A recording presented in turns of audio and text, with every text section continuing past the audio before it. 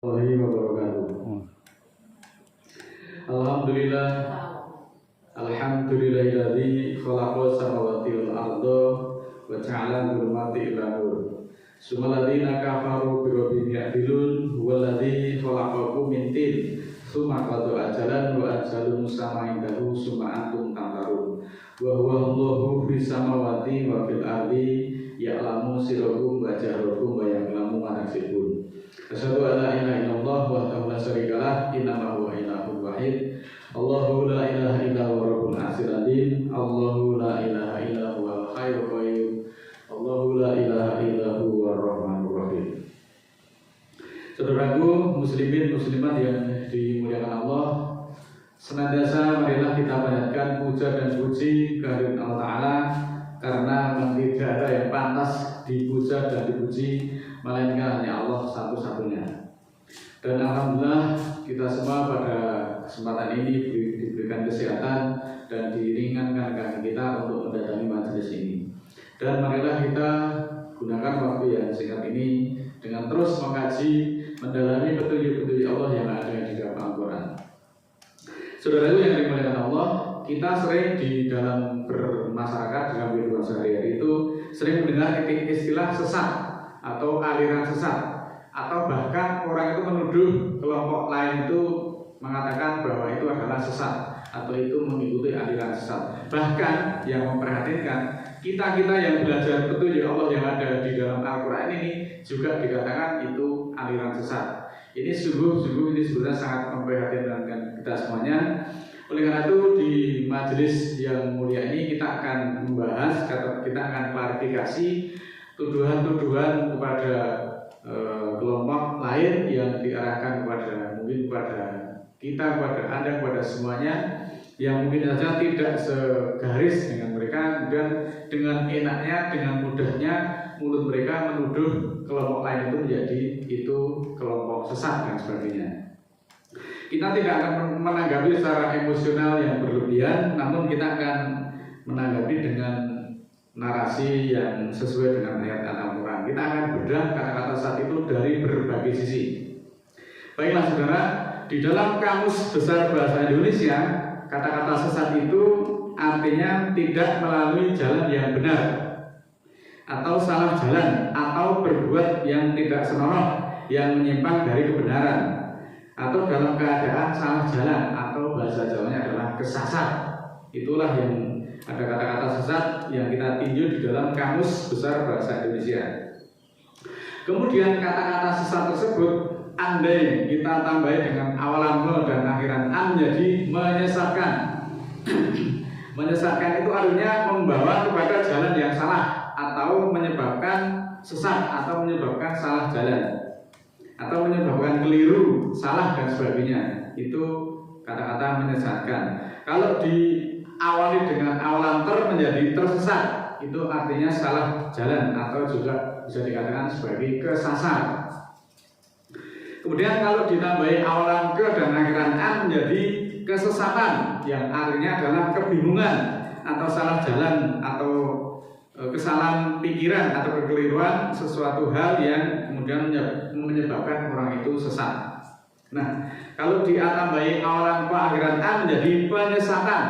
Penyesatan itu adalah proses atau cara atau perbuatan yang menyesatkan. Kemudian ada pengertian kesesatan berpikir atau logical fallacy. Itu adalah pola penalaran yang salah atau kekeliruan pemikiran logis, sehingga argumen yang disampaikan menjadi tidak valid dan tidak relevan. Kemudian ada juga tuduhan-tuduhan atau istilah-istilah, ada aliran sesat, yang ini didefinisikan sebagai aliran yang menyimpang dari mainstream masyarakat. Namun batasan ini menjadi sangat rancu karena kriteria kesesatan itu bersifat multi tafsir atau multi kriteria. Oleh karena itu, silang pendapat apakah suatu aliran itu sesat atau tidak merupakan masalah tersendiri yang tidak mudah untuk bisa dipecahkan. Nah, dari beberapa uraian tadi, kata-kata sesat itu secara sederhana bisa saya simpulkan bahwa sesat itu adalah salah jalan atau melawan petunjuk. Semakin melawan petunjuk, maka orang itu akan menjadi semakin sesat. Itu kesimpulan dari uraian atau prolog di muka. Selanjutnya kita akan tinjau kata-kata sesat yang ada di dalam Al-Quran atau dari kacamata Al-Quran. Allah berfirman di dalam surat ke-45 ayat 11, A'udzubillahi minasyaitonirrajim, Bismillahirrahmanirrahim. Selengkapnya sebagai berikut. Hadza hudan waladzina kafaru bi ayati rabbihim lahum adabun mirijzin alim. Inilah petunjuk, dan orang-orang yang kafir dengan ayat-ayat Tuhannya, bagi mereka siksaan dan bencana yang pedih. Selanjutnya di dalam surat ke-6 ayat 153, wa ana hadza siratal mustaqima fatabi'uhu wa la tattabi'u subula fatafarraqa bikum an sabili dalikum wasakum bihi la'alakum tattaqun. Artinya bahwa Al-Quran ini adalah siratal mustaqimku atau tuntunanku yang tegak atau jalanku yang lurus. Maka ikutilah Al-Quran itu, ini kata Allah. Dan jangan ikuti garis hukum yang lain, jangan ikuti garis hukum yang selain Al-Quran. Maka hal itu akan memisahkan atau akan mencerai berikan kamu dari garis hukum Allah. Itulah yang Allah wasiatkan kepadamu tentang garis hukumnya. Semoga kamu bertakwa. Selanjutnya di dalam surat ke-7 ayat 3 malah lebih ditegaskan lagi, ittabi'u ma unzila ilaikum mir rabbikum wa la tattabi'u min duni awliya qalilan ma tadhakkarun. Yang artinya adalah ikutilah apa yang diturunkan kepadamu dari Tuhanmu. Sedangkan kita tahu yang diturunkan dari Tuhanmu itu adalah Al-Quran. Maka kalau disingkat adalah ikutilah Al-Quran. Dan jangan ikuti pimpinan selain Allah, sedikit sekali yang kamu pikirkan. Muslimin, muslimat yang dimuliakan Allah, pelajaran dari beberapa ayat tersebut kita bisa menarik kesimpulan bahwa Allah menjelaskan semua perintah dan larangan yang telah disebut dalam ayat-ayat sebelumnya adalah merupakan jalan keluar yang harus diikuti, jalan kebenaran yang harus diikuti. Jika tidak, maka akan menimbulkan petaka di dalam kehidupan. Inilah wasiat Allah untuk yang kesekian kalinya yang ada di dalam Al-Quran. Dan sungguh inilah jalanku yang lurus, kata Allah, yaitu agama Islam yang diridhoi Allah dengan semua kelengkapan ajarannya, mulai dari akidah, kekeluargaan, kemasyarakatan, perniagaan, peribadatan, bisnis, dan sebagainya. Semua ada tuntunannya, semuanya ada aturannya yang ada di dalam Al-Quran. Maka ikutilah jalan itu, maka ikutilah Al-Quran itu, karena ini adalah jalan yang benar yang bisa memberikan jaminan kebahagiaan dan ketentraman. Jaminan dan kebahagiaan, ketentraman bukan hanya di dunia, tetapi di dunia sampai di akhirat kalau orang mau mengikuti jalannya Allah yang ada di dalam Al-Quran. Selanjutnya Allah juga memberi larangan, janganlah kamu mengikuti jalan-jalan yang selain Al-Quran. Kenapa? Jalan-jalan yang kamu ikuti yang bukan Al-Quran itu nanti akan mencerai berikan kamu, akan memisah-misahkan kamu, akan menjadi bermazhab-mazhab, menjadi berkelompok-kelompok seperti sekarang ini. Maka janganlah kamu ikuti jalan yang selain Al-Quran. Nah, sekarang ini banyak kelompok-kelompok yang mengajarkan ajaran-ajaran yang menyimpang dan sesat yang akan mencerai kamu dari jalannya Allah. Ini harus kita pahami. Setan itu senantiasa akan berusaha terus-menerus membelokkan manusia dari jalan yang lurus dengan segala cara. Demikianlah Allah memerintahkan kepadamu agar kamu bertakwa dengan selalu menjaga diri agar jangan sampai celaka karena kita semuanya mengikuti jalan yang bukan Al-Quran. Inilah bentuk kasih sayang Allah kepada manusia agar manusia hidupnya bahagia. Maka manusia diberi tuntunan, diberikan petunjuk, diberikan pedoman, namanya Al-Quran. Selanjutnya bahwa kaum muslim diperintah untuk mengikutinya. Apa yang diturunkan kepadamu dari Tuhanmu, yaitu Al-Quran. Yakinilah bahwa semuanya akan membawa kebaikan, karena Tuhanmu adalah Zat yang Maha Penyayang kepada makhluknya. Maka janganlah kamu mengikuti siapapun, janganlah kamu mengikuti siapapun dia sebagai pemimpin, kemudian kamu memasrahkan semua urusanmu kepada mereka dan kamu taati semua seruan mereka, padahal mereka itu akan mengajakmu kepada jalan yang menuju kesesatan. Nah, ini juga di akhir kata tadi, di akhir ayat tadi, qalilan ma tadhakkarun, sedikit sekali kamu yang mengambil pelajaran sehingga kamu tidak kembali kepada jalan yang benar. Ayat ini sebenarnya menerangkan agar seseorang itu mengikuti ajakan.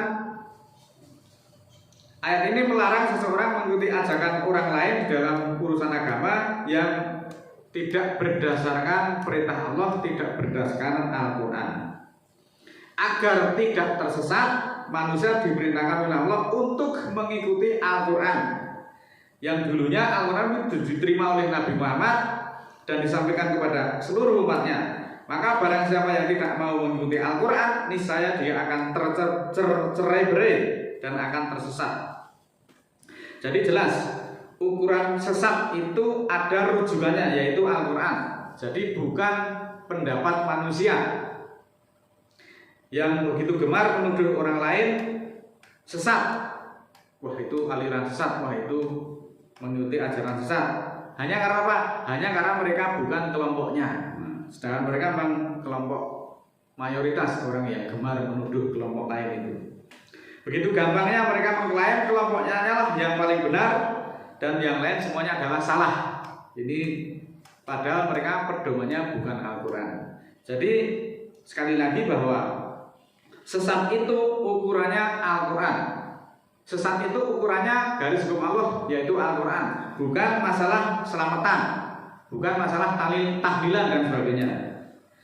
Pemahaman terhadap agama harus sesuai dengan standarisasi yang berlaku dalam Islam, agar kita tidak terbalik di dalam berjalan. Maunya kita ingin maju tetapi justru malah mundur. Jadinya maju di dalam pemikiran tetapi mundur di dalam keimanan, karena akhir-akhir ini terjadi semacam kerancuan di dalam standarisasi keabsahan di dalam pemahaman agama, sehingga timbul berbagai asumsi dan opini yang menyesatkan di dalam keyakinan beragama. Saudara yang dimuliakan Allah, dari uraian tersebut maka selayaknya lah seorang muslim itu harus mampu memilih dan memilah mana yang harus diterima dan mana yang harus ditolak karena tidak sesuai dengan perintah Allah yang ada di dalam Al-Quran. Agar kita tidak berbalik di dalam menilai sebuah permasalahan yang dianggap benar justru dianggap salah, sedangkan yang salah justru dianggap benar. Tentu untuk pada titik penentuan pilihan tersebut harus mengenali standarisasinya.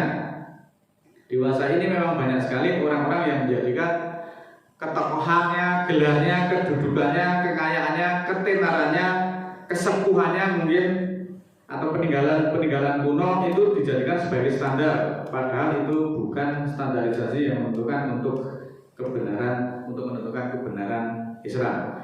Benar dan salah itu sekali lagi ukurannya adalah Al-Quran. Maka kita harus kembali sepenuhnya kepada garis hukum Allah yang lurus yang ada di dalam Al-Quran. Mudah-mudahan Allah ridho terhadap apa yang kita upayakan, dan perjuangan ini memang banyak berliku, banyak rintangan, banyak hambatan, banyak caci maki, banyak tuduhan-tuduhan, hanya karena mungkin saja kita berbeda dengan mereka. Tetapi jangan sampai kita berbeda dengan petunjuk Allah yang ada di dalam Al-Quran. Itu adalah kuncinya.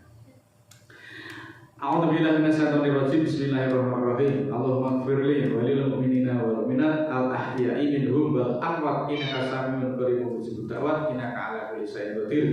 Rabbana la tu'akhidna in nasina aw akhtana. Rabbana wa la tahmil 'alaina isran kama hamaltahu 'alal ladzina min qablina. Rabbana wa la tuhamilna ma la taqata lana bihi wa'fu 'anna waghfir lana warhamna anta maulana fansurna 'alal qaumil kafirin. Rabbana la tuzigh qulubana ba'da idh hadaitana wa hab lana min ladunka rahmah innaka antal wahhab.